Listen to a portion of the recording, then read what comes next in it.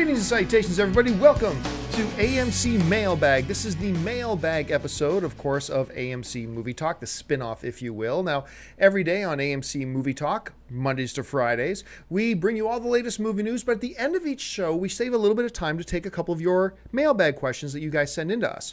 Well, since we get so many questions, we decide on the weekends, we take Saturday and Sunday and just do mailbag shows. My name's John Campea. I'm the editor-in-chief over here at AMC Movie News, and this is just a very casual, laid back, relax. I'm sitting here having some delicious water. A show where we're just going to talk movies as fans. Now listen, if you ever want to have a question of yours considered to be put on the show, you can email us anytime at amcmovietalk@gmail.com. Let me bring up the graphic here. Here it is. You can email us at amcmovietalk. There's the email address right there. amcmovietalk@gmail.com. So you can send us your questions anytime. And like I said, we only have time every week to pick out a certain number of questions. We can't get to all of them, but we do get to as many as we can. But send us your questions, and if we have time to get to them, we will get to as many as we can. So for those of you who are around and watch the show regularly, yesterday was kind of fun. Yesterday, we did a special episode with my wife, actually, Ann Campea was on the show, helped me, and we did a live episode yesterday, which was so much fun. Thank you so much, everybody who participated in the live show. It was a lot of fun. You can find it. We did record it, and it's on our AMC Movie News YouTube channel right now. You can go and see it there. So thank you, everybody, for joining us. Today, pre-recorded, just me, talking some movies with you guys. So let's get started with this. The first question that comes to us today comes to us from Husain Mustafa, who writes, "Greetings and salutations, fellow movie talkers. Your show is amazing. Keep up the good work." Thank you so much, Husain. "Seeing Micheal Bay getting back to the Transformers franchise with Transformers 4 got me thinking, is it possible we will ever see a Transformers movie set on Cybertron? With the movie set on Cybertron, we can expect to see an origin story about the librarian turned leader, Orion Pax, a.k.a. Optimus Prime, and see his and Megatron's rivalry develop. Also, with this movie setting, we can see more Autobots like the Dinobots and maybe Omega Supreme and Metroplex. Well, actually, in Transformers 4, for those of you who may not know, it's already been confirmed by the producer of the film, Lorenzo de Bonaventura, that the Dinobots are going to be in Transformers 4, Age of Extinction. That's the name of the new Transformers. Transformers, Age of Extinction. And it comes out next summer, 2014, and they're already in production of the film, and the Dinobots are going to be there. Now, as far as the question about could we see a Transformers movie actually take place on Cybertron, I'm going to go ahead and guess no. I think we can see parts of a movie set taking place in Cybertron, but as you know, Cybertron was destroyed in Transformers.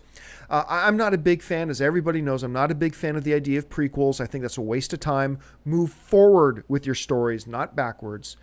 That's just my philosophy. There are exceptions to every rule, but that's generally my philosophy.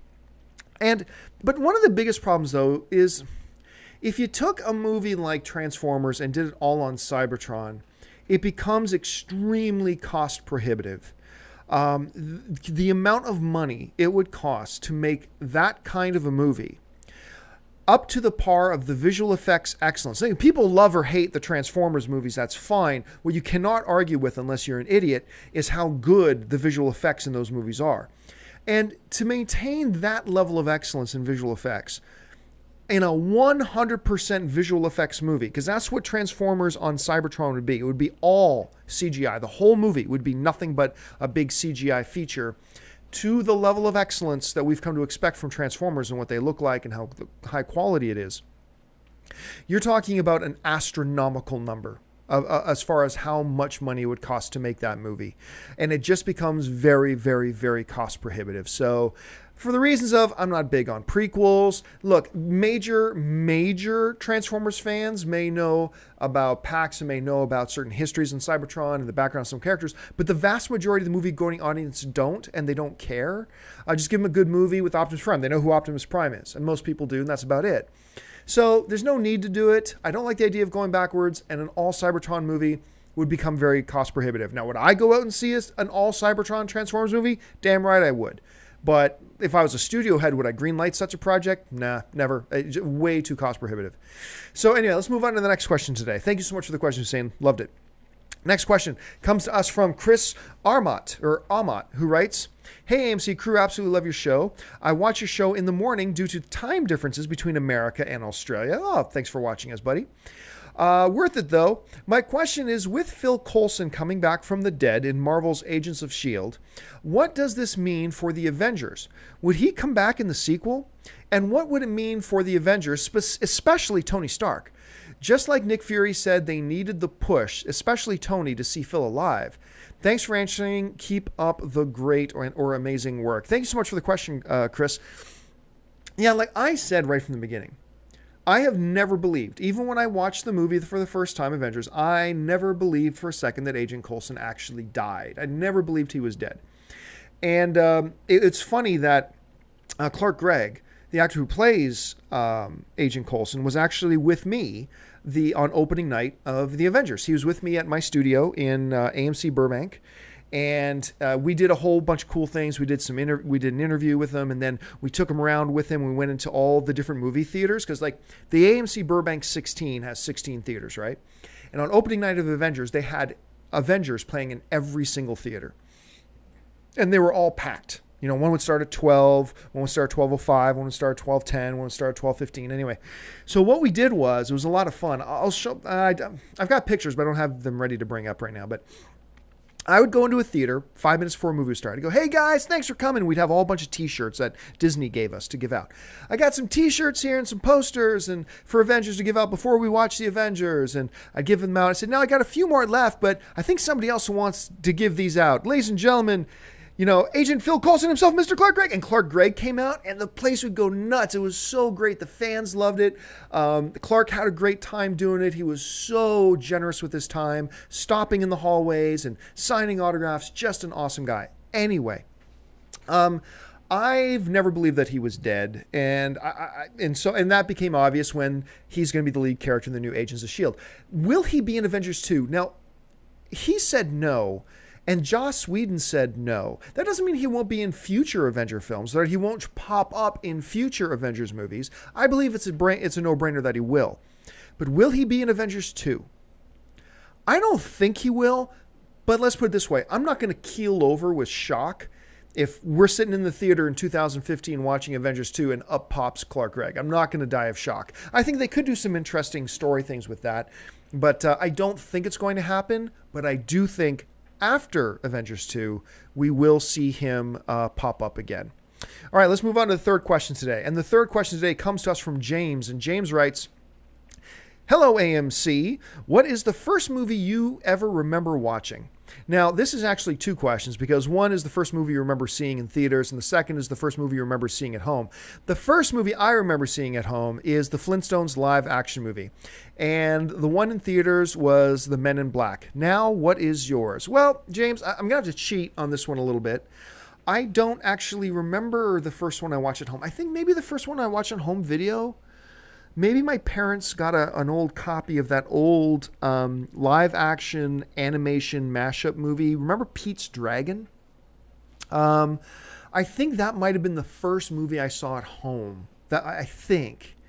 But I will never forget the first movie I saw in theater. It is my earliest childhood memory.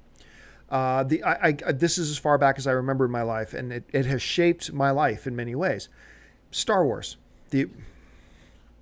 The original Star Wars. My family took me to go see Star Wars, and it probably the most influential moment I've ever had in my life. It sounds really pathetic when I say it that way, but it is probably the most influential moment of my life. It set me on my whole life on a path of being a firm, solid movie lover. It put my life on a path of being a diehard, lifelong Star Wars fan. My first pet, I named Luke Skywalker. It was a cat, and we named it Luke Skywalker. I had all the stereotypical Star Wars bed sheets and Star Wars pajamas, and everything about my life has been Star Wars up until now. I'm a Star Wars fanatic. which is part of the reason why I'm so protective of Star Wars and I denounce the prequels so harshly. But aside from any of that, I'm a lifelong Star Wars fan. It set me on the path of being a movie lover. The fact that I saw Star Wars as my first movie is why I got into movie blogging. It's why I started my own site called The Movie Blog, which became as big as it did back in the day. It's why I took the job with AMC. It's why I do what I do today. Star Wars, in movie terms, is my life. In movie terms, is my life. It will always be my absolute favorite movie ever made. I hope that answers your question. So let's move on to the next one. Question number 4 comes to us from Kyle Ruckert, who writes, "Hey guys, I love the show and I watch it every day." Thanks so much, Kyle. Really appreciate that. What have you heard about the boxing film Grudge Match, starring Robert De Niro and Sylvester Stallone, to be released in December? As a fan of Rocky and Raging Bull, this sounds like a dream come true. What are your guys' thoughts? Dude, I am so excited that you brought that up. I am so excited for Grudge Match. Now, for those of you who don't know anything about it, Grudge Match is about these two former rivals who used to be boxing rivals way back in the day, and played by Sylvester Stallone and Robert De Niro. And some promoter, if I understand it right, some promoter gets the idea to have a grudge match. I guess maybe they had 2 fights and each one of them won one, I guess. I can't remember exactly. But they decided to have a grudge match. And now that they're like in their late 60s, early 70s, I don't know what age they're supposed to be in the movie. And I tell you what, I haven't heard much about the film since. But I saw some production photos, some behind-the-scenes pictures that were taken. And Stallone, well, we all know Stallone looks jacked. But I'm going to tell you what, Robert De Niro looked pretty damn good. I mean, not Stallone good, but pretty damn good. And I think this is going to be great. And look, there are movies like The Expendables, or movies like The Tomb, which has now been renamed Escape Plan, I believe, with Stallone and Schwarzenegger. And movies like this one, like Grudge Match. I love this idea of these really older guys. And you know why? Okay, here's the thing. Now, I grew up in Canada. I'm Italian. I grew up in a very, very, very Italian family. And my whole lineage has been involved very Italian traditionally in construction, specifically road construction and civil engineering. My grandfather was a civil engineer. He was a supervisor on the big road construction crews. My dad's a civil engineer. He was the head of engineering for our city and all this kind of stuff in road construction his whole life. My brother is into civil engineering. And so when I was a high school student and a young guy, I would get jobs working for the summer because, that my family was known, doing road construction, right? And it would never cease to amaze me. Now, these road construction crews were often made up, and trust me, there's a point to this story. I know I'm rambling a bit, but these road construction crews would be made up of like a lot of young guys, out there in their t-shirts, and it's hot out there, and you're sweating, and they got big muscles, and they're swinging their shovels, and the rakes, and the pickaxes, and stuff like that. And also, usually, you also had on these crews a bunch of old 50s, sometimes 60s, Italian and Portuguese guys. Like these old Portuguese, hey, you have lunch, you smoke a cigarette, tobacco to work. That these old times, and sometimes big and heavy guys too, working these road construction crews. So you have these young guys and, these old 56-year-old Italian and Portuguese dudes. And it never ceased to amaze me. We'd be working on some big main street. For anybody who knows Hamilton, we were working this one summer on Barton Street, like resurfacing Barton Street. A hell of a job. And it was hot. It was a brutally hot summer. And we're working out there, and sure enough, like by 2 or 3 o'clock, like the younger guys, these big, buff, younger guys, including myself, like we'd be like, like the heat was getting to you, and it's hard physical labor, and you're stripped down to nothing but a tank top, and you're like, and you can look at us and you see that we're losing stream. But these 50 and 60-year-old Italian, Portuguese guys, stop maybe for a second to do this.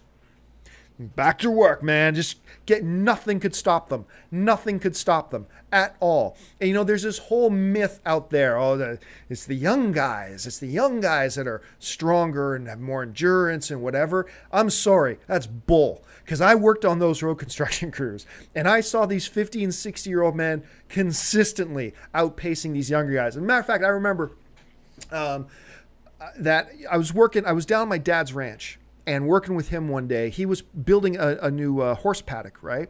Because we got some new horses, and he was building a new outside paddock for them. And one of the things was, one day he was putting in the stakes, the main posts that were going to form the foundation for it. And me and my brother were over there helping him out. And, you know, my dad's just sitting there pounding with these huge sledgehammers, pounding in these stakes and these posts, boom, boom. And like me and my brother are like, yeah, okay, Dad, like here, give it to me, all right? So I'm hammering fast, right? Like boom, boom, boom. And then my dad just starts giggling. He's, yeah, let's see how long you do that. And like 10 minutes later, I'm like, but my dad, you know, in his 60s, old Italian construction worker, civil engineer, picks that sledgehammer back up, man. Boom, boom, boom. Their muscle memory is just, this is nothing to me. That's their muscle memory. Boom. So this idea of a grudge match, watching these old guys, there are some young dudes who look at that and go, oh, those guys can't fight. They're old. You know what? I'm sorry, Mr. Young Guy listening to me right now. Go step in a ring with Sylvester Stallone. Go step in a ring with Sylvester Stallone. Let's see what happens. Because you're going to get killed. You're going to get absolutely killed. And it's so I love these types of movies. There's part of me that maybe it's because of that old construction history that I have, watching these guys do their thing and these old Portuguese and Italian guys doing their thing. But I get a kick out of it. I love seeing it because part of me knows that this is reality. If I'm going into war, I don't want the 22-year-old hot shot out of boot camp. I want the 61-year-old dude who has been doing this for 50 years or for 40 years, whatever. That's who I want on my side. So anyway, I'm with you. I'm really looking forward to Grudge Match. I think it looks amazing. So that's the background to it. Anyway, sorry I rambled on so much. Let's go on to the fifth question today. And the fifth question today comes to us from Carlos Lopez, who writes, I've been watching the show for months. I've become addicted to it. Well, thanks so much, Carlos. Now to question. I have seen every X-Men movie that has been released, but to me, they fail in one critical aspect. These are movies about mutants with superhuman powers, many of which can destroy whole cities and towns. But we have yet to see the cinematic spectacle befitting of these powers. The action in these movies seems too constricted. The action should equal or at least come close to that seen in Man of Steel. I wish the next X-Men movies will make use of these technologies to create a grand spectacle that truly represents what a fight between mutants truly is. What are your thoughts on this? Again, I love the show. Keep up the awesome work. Thanks so much for the question, Carlos. I'm going to have to actually respectfully disagree with you on this one. I believe, first of all, when you look at the X-Men, the movies have tempered the powers of the mutants a little bit, right? So it's like Magneto can't just go rah, and rip the planet Earth apart from its, for using its metallic substances to rip the entire Earth apart. And the Magneto in the movie universe can't do that. So with the mutants in the movies, they've tempered their powers somewhat. They're still very, very powerful. But I don't believe that they're to the level of power where a lot of them they would just, if any two of them fought, it would just destroy cities. Now, there are exceptions to that, obviously, but for the most part, the mutants are a certain level of power, not to, Superman level power, okay? You see what I'm saying? But one of the things to keep in mind is, one of the key aspects of the X-Men films, and I love the X-Men films, especially 1 and 2. I wasn't thrilled with, obviously, X-Men 3, although there were parts of it I did like. I did like parts of X-Men 3. I think it gets a little overly bashed. I mean, clearly the weakest of them, deserves criticism, but I think people overly bash it a little bit, because I do think there's some redeeming qualities about X-Men 3. Not a ton, but some. I liked X-Men First Class, although I didn't love it as much as most people, but I did really enjoy it. And I really liked the newest Wolverine film, even though I wasn't a fan of X-Men Origins Wolverine. Anyway, one of the key elements of all the X-Men films is the main gist of it is the struggle of a society divided. There's almost like a civil rights overtone to the whole notion of the X-Men and mutants in general. And the common thread that runs throughout is, what does a human population do with this segment of its population that has these powers that are in many ways not defined as human? They are mutants. There's regular humans and there's mutants. What do they do with them? Do they accept them? Do they fear them? Do they regulate them? Do they imprison them? What do you do with them? And that's always been the main underlying current of X-Men films. And one of the things I think is really cool, as a matter of fact, I think when X-Men goes astray, it's because they start losing their focus on that main underlying sociological current of the films. But anyway, that's another topic for another time. If you were to have, in X-Men 1, all of a sudden a big battle between, I don't know, Magneto and Apocalypse, and Magneto rips apart a city, and Apocalypse devastates another city, and just cities and a half of a country are destroyed, that removes the question. Because in any real-life scenario, that changes the tone of the film to all humans want all mutants gone and dead. There's no longer the sociological and almost civil rights question about how would a population and a society deal with this? How should they interact with these people who are different, but yet at the same time a danger and a little bit of a threat? But some of them aren't. How do we manage that? If you were just to have mutants come out and just boom, destroy, pulling space stations out of the sky and crashing them into the White House and blowing up St. Louis and doing all this kind of stuff, that would end that entire story thread, because then it would just become humanity needs to destroy mutants. That's what I think the movie universe would become. And so much of the X-Men has been them trying to stem that tide of society that seems to be moving that way, trying to hold it back, keep them from getting to that extreme kind of philosophy that mutants should just be wiped out. Try to teach humanity that there's more to mutants than just these flashy, weird-looking powers, that they are also truly human. So while I agree that the action in the X-Men films have seemed a bit constricted, I think that's been appropriate. Regardless of how good or bad any particular X-Men movie is, I think that constraint to the action and the violence becomes important. Now, in Man of Steel, I think the destruction of half of Metropolis with the battle between Zod and Superman is going to play a key narrative point as we move forward in this new DC universe. I think that the destruction of Metropolis is going to become a key central story point to understanding how the world looks at Superman, how Batman looks at Superman, how Superman looks at himself, how Superman forms his own ethics about battling creatures and battling threats and things like that. I think that's going to become important, in as much as I think X-Men keeping the battles from becoming to that level is also important. So that's my thought. The last question today comes to us from Ann Curtis.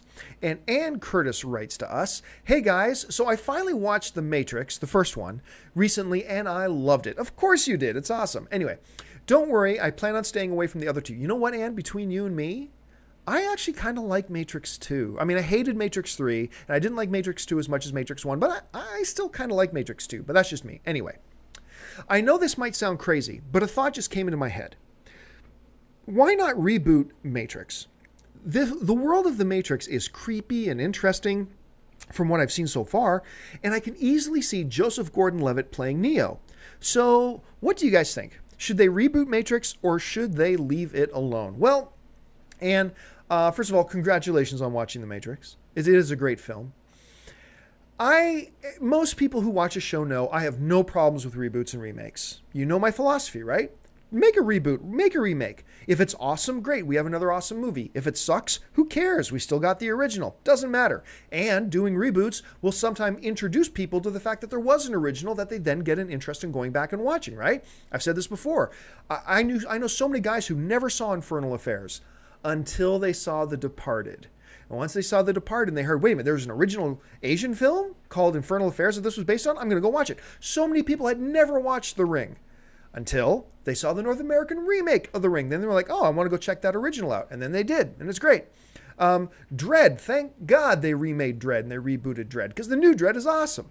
Thank God they rebooted The Fly. Thank God that John Carpenter rebooted The Thing. Thank God that Al Pacino rebooted Scarface. Thank God, because we wouldn't have those great films. But if the remake sucks, if they do a remake and it sucks, who cares? If they do another remake of Scarface, which they're talking about doing, and it's terrible, Who cares? We still have the original. So it doesn't matter. It just doesn't matter. People try to pretend like it matters, but they're wrong. It doesn't matter. So I have no problem. But now, having said all that, I do have some certain personal rules about making remakes. There are exceptions to everything, but here are my general guidelines. One, make sure it's a movie that most of the current movie-going audience hasn't watched yet. I think the majority of the moviegoers today still have seen The Matrix, so I don't think there's really a need to do it.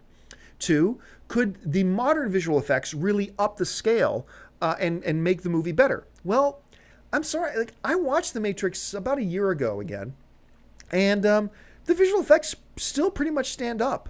It's not like you could redo them to the point that they'd be so much better than the original. I think the original effects still hold up.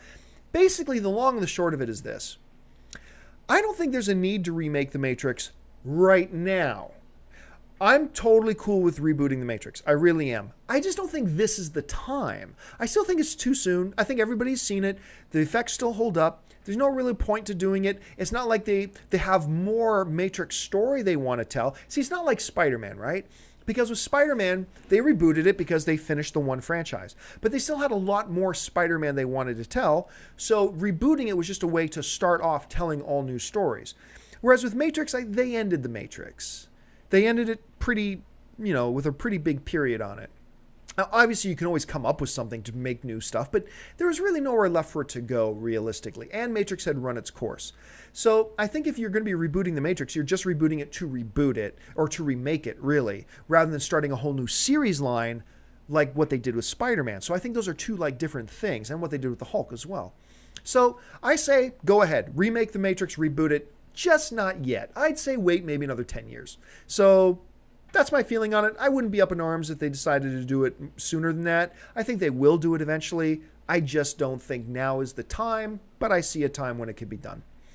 All right, folks, well, that'll do it for me. I've run all of questions. Thank you so much for joining me today for this installment of AMC Mailbag. Remember, if you've got a question that you would like us to address on the show, you can email us anytime. Send your email to amcmovietalk@gmail.com. And listen, right now is a great time to be a film fan. Head on over to www.amctheaters.com to find your theater, showtime, movie ticket information for a lot of great films that are out in theaters right now. So make sure you click on the subscribe button, become a subscriber for our AMC Movie News YouTube channel, keeping you up to date on everything going on in the world of movie news, and of course our daily AMC Movie Talk show and this very AMC Mailbag show. Thanks a lot again for joining us, guys. Once again, my name is John Campia. You can find me on Twitter @JohnCampia, or find me on Facebook at my new Facebook page, John Campia AMC. So you can find me there, where I'm going to be posting a lot of new kind of cool stuff over there. So please come and follow me there. So until next time, my name's John Campia for AMC Movie News. Until then, bye-bye.